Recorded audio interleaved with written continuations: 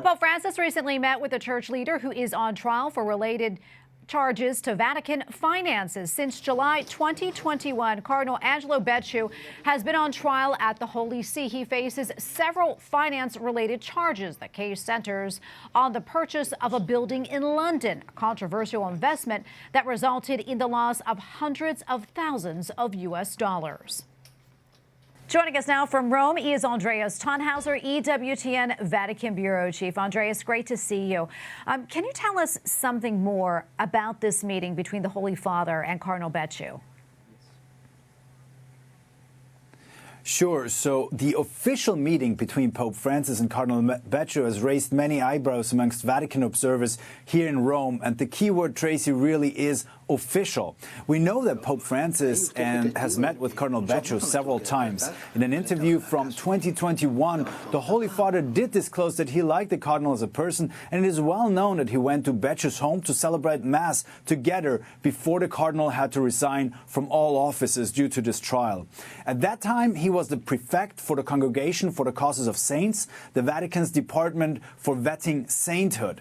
Before that, he held a very high office in the Secretariat of State. And this is also why many media outlets are very much interested and call this the Vatican trial of the century. Never before has such a high-ranking member of the Vatican leadership been put on trial for such grave matters. Cardinal Becciu is accused of embezzlement, fraud, extortion, money laundering, and abuse of office. And this trial, as we know, has been going on since July 2021. Could you tell us where things stand right now, and when should we expect a verdict?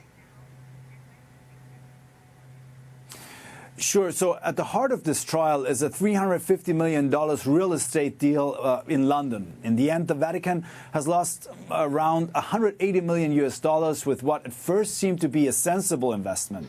Cardinal Becciu is one of several defendants and by far the most prominent. He has called on Pope Francis to witness in his favor, actually. However, the court recently ruled that the pontiff will not be summoned. Instead of Pope Francis, his chief of staff, the Venezuelan Archbishop Peña Parra, will have to appear before the court.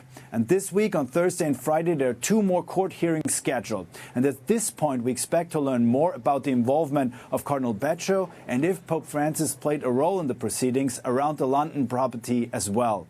This is what makes this trial so outstanding. Also, Pope is mentioned in it by the defense. And we should not forget, however, that it was Pope Francis who issued a motu proprio in April 2021 that also cardinals could be charged by a court that does not consist of only cardinals, as was the case before.